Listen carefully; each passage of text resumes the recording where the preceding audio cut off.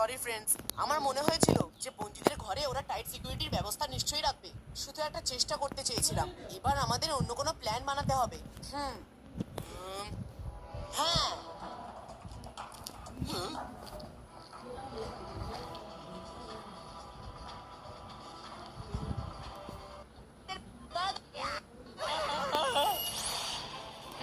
মায়েরা বলুন, তাড়াতাড়ি তোমার টেবিলের উপর বসে পড়ো আর টেবিলটা শক্ত করে ধরে রেখো। কিন্তু রুদ্রা, এটা আমাদের বসানোর পালানোর সময়। মায়েরা প্লিজ লিসেন, বসে পড়ো।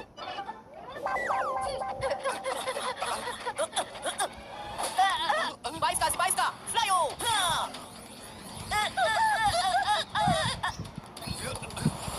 দাদা মশাই, সকালের গুপ্ত ঘরেরা পালিয়ে যাচ্ছে। না, ওরা যেন কিছুতেই পালাতে না পারে। ধরো ওদের। আর তার বন্ধুদের মতোই, কিন্তু মোটেই ওরা নয়।